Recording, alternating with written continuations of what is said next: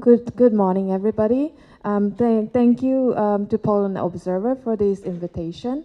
So, when Richard and I first talked about, what to discuss for this particular presentation, we acknowledge that, there is, of course, there is fatigue about ESG, of course, in the market, and should people be wary about this particular topic? And, if you recognize the image there, it is also a symbol of like, is it something that we need to be fearful of? And this is not the intention of this presentation to talk about the bees and the birds of ESG, but it's more rather to look at it more in a very practical sense. So of course, you see this image and you think, oh my God, there are just so many things out there, like so many market standards, so many initiatives as well. So where do we even begin? And what is also very clear is that, there are drivers out there that will be, moving this agenda forward. We are all clear with the environmental drivers. So here, with the planet heating up, with the weather changing, this obviously provides, or has an implication on the risk factor for assets across the world, and of course there is the climate change implication as well. I'm not going to focus too much about it, but you have also the social element as well, the social driver, and we are seeing this through different examples in different countries across Europe. And I think yesterday, as part of the tour, we do see also a lot of emphasis on the social element, which of course then drives the demand from the customers or from a client perspective on what they expect property to be like, or the use of property.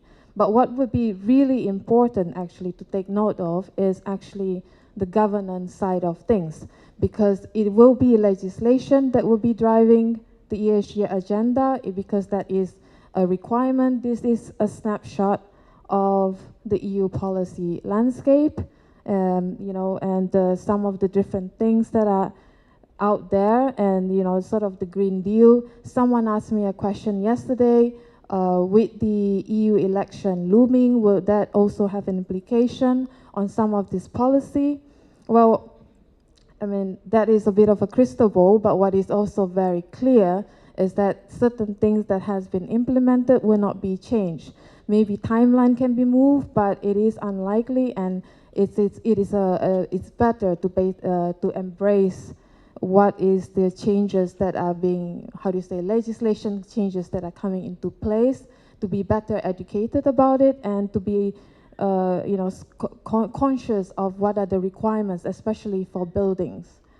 One of the most important one that was just adopted last month, I believe, was the EPBD. So this is the Energy Performance of Buildings Directive. This will, of course, has a direct impact on the buildings. This is just an illustration of the timeline up to it's up to 2050 of what is going to happen.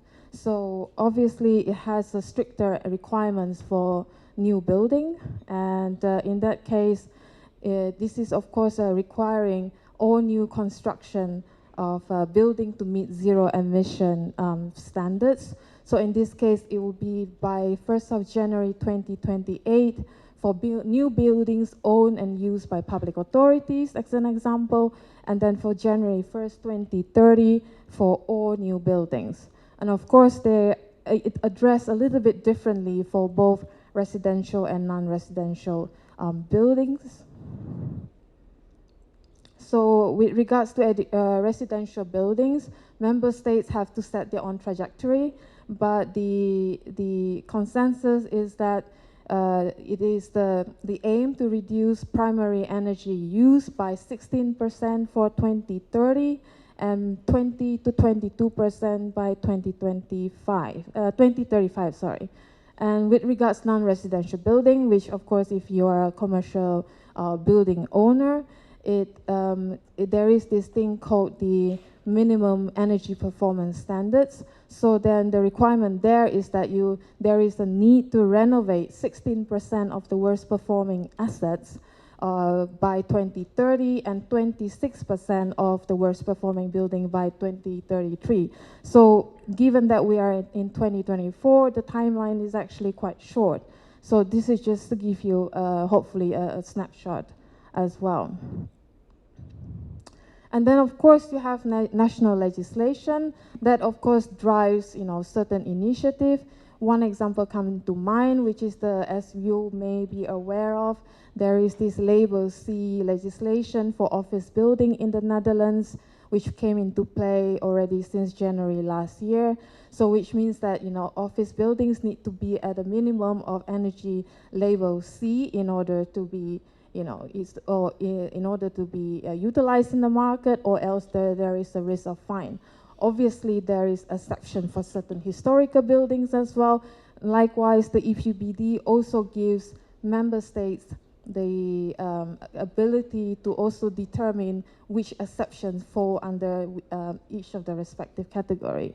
And then, of course, then you also have the Energy Building Energy Act of Germany, for example. So these are just some of the different legislation on the national level that already is starting to come into play, which obviously will have an impact on the value of the building.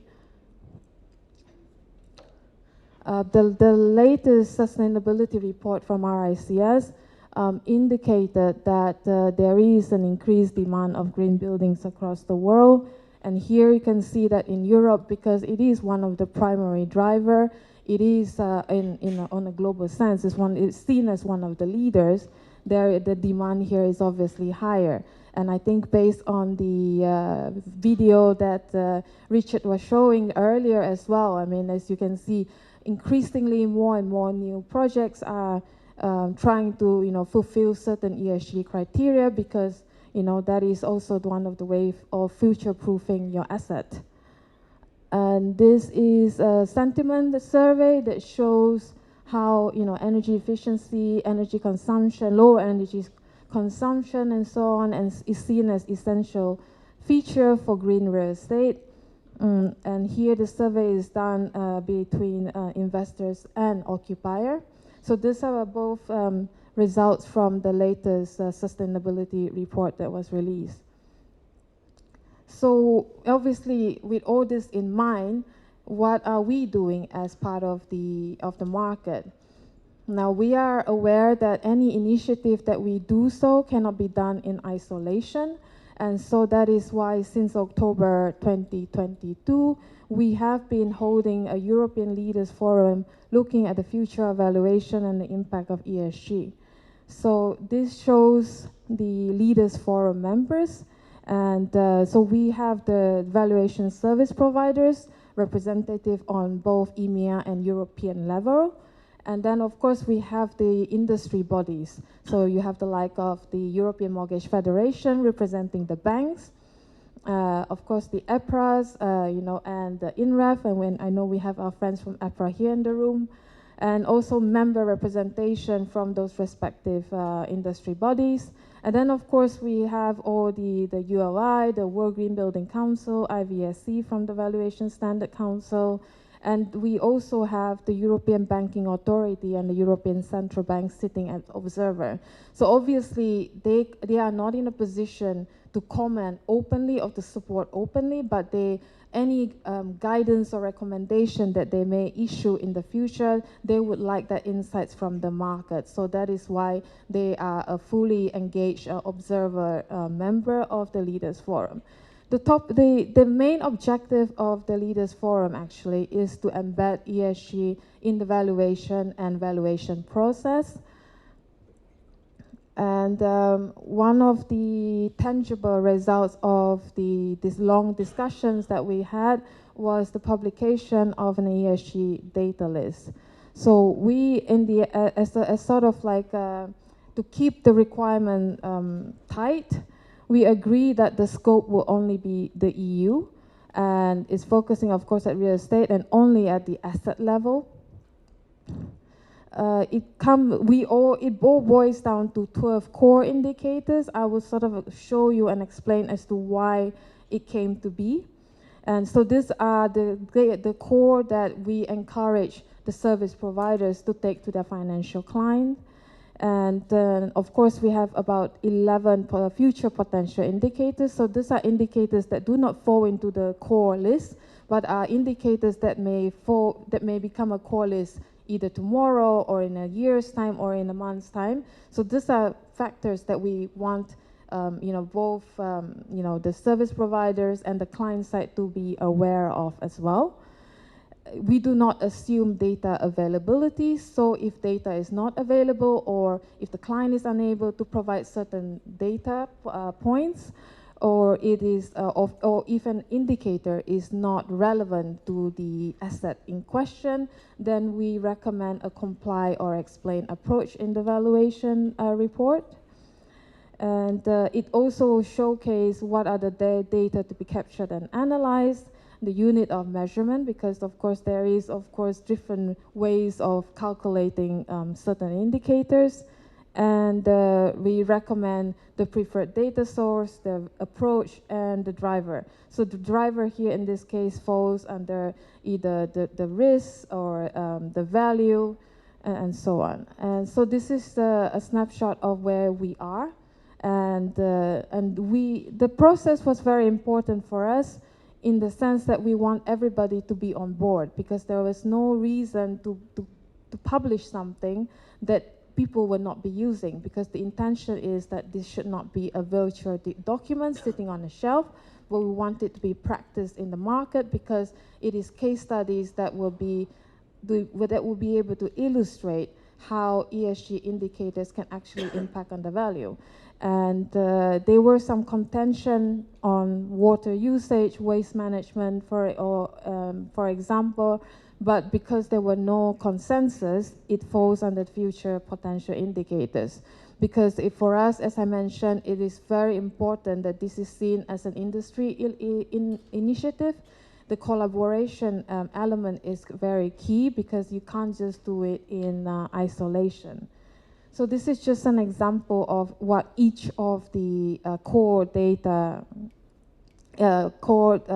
indicator in the data list look at. So these are the categories that we look at, and where it is fitting and relevant, we try to link it to existing EU legislation. We try to list down the definition as well, because definition is very important, because if you view certain indicators very differently, then it will not be helpful in trying to have a more uniform consensus of what it means. And each of them, as I mentioned, has the data source, the approach, and the main drivers. And so this is another one. And of course, you have the usual link to the EU legislation. And for future potential indicators, we don't actually deep dive into it, but the intention is that the data list will be a live document. We are planning to update it every year, because legislation is changing at such a speed that is unbelievable. When we published this in February, the EPBD was not passed by Parliament yet. So you can imagine how fast, certain things are changing. Of course, you are aware of what's in the pipeline, but obviously it can, any legislation passed would have an impact on how we are viewing certain indicators. As I mentioned earlier, we are not trying to reinvent the wheel. So for the very first edition, we have done mapping with the INREF SDDS. And we foresee further mapping. So we are in discussion with our friends in APRA to do the mapping with the SBPR guidelines as well. On national level, you may be aware that in Netherlands there is something called the sustainability paragraph, which is called DUPA 2.0. This is basically mainly led by the 3 leading banks, and it contains about maybe 80 data points, and this is what they encourage to be sort of factor into valuation reports. So on national level, we are in discussion with each of these as well to try to map it to show that any data that you are requiring or that you are providing are similar across the board, and because you don't have to redo these efforts each time, or people are asking you different things simply because they are very different. In the UK, there is this initiative called the Better Building Partnership. They recently launched an acquisition toolkit, which is aimed at commercial real estate. So I'm happy to say that the mapping with the data list has also been done as well. So what are the key challenges here? Of course, there are ambiguities in the value points. So when you talk about the transparency in terms of clear methodology and so on in the sustainability KPIs, this can lead to ambiguity. This is one of the ambiguity which can lead to determination of the value point. So earlier I showed you the data list. The data list is not a scorecard, so it doesn't tell you that let's say if you're EPC C or B, your asset will be, top of the class or anything like that. So it's not a benchmarking tool compared to what, for example, what banks are using in terms of scorecards. So it's not a scorecard system. But the next stage in the discussion is basically in each of those indicators, how do you determine the value point? When you think about the unit of measurement, for example, so if your primary energy consumption falls within a certain bracket, does your asset becomes green, or is it orange or red? So these are obviously questions that portfolio owners are asking. So there is that ambiguity.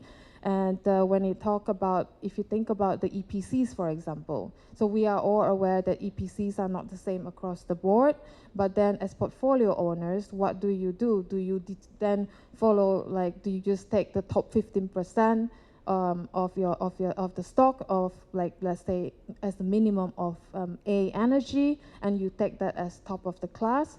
But do all portfolio owners do the same? Because there need to be a consistency in that approach as well. The message we consistently get when we talk to the stakeholders is that obviously portfolio owners transfer assets among each other. So asset that I own today may be owned by you tomorrow, and likewise in a year's time, I may be buying an asset for you.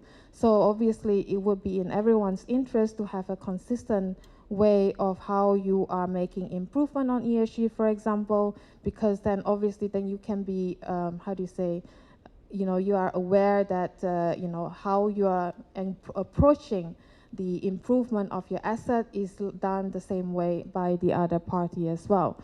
Obviously, the other challenge that we have, of course, is the education and training. Not every service providers are technical experts of building. Not everyone is fully aware of what is the legislation or regulatory updates that are in the market, because there are so many. And if you are a portfolio owner with assets across different countries, you need to be aware of what are the national legislation and also the market standards that could be impacting on what you do with the ESG side of things as well. So consistency here is key, and obviously there is that question of data availability, which again is a big topic of discussion, of course. So here we are trying to move from, moving away from the empirical evidence to the market evidence side of things. So that is basically sort of like the next phase as part of the Leaders Forum that we're trying to explore as well. We get portfolio owners saying, if I were to invest X amount in my CapEx, based on ESG indicators, when do I see the actual value in my asset? When do I see the return of investment? So are you willing to take a lower return of investment if a portfolio is, or if an asset is fully, compliant from an ESG perspective? That is, of course, remains a very key question as well. They are increasing investors as well who are rejecting deals based on ESG, but they are not the majority in the market, but they are increasingly cases like that. So the next phase, we are indeed trying to work with different stakeholders to try to gather those market evidence, because this will be valuable insight that we want to share with the wider community. And so, and this is where we stand. So thank you so much.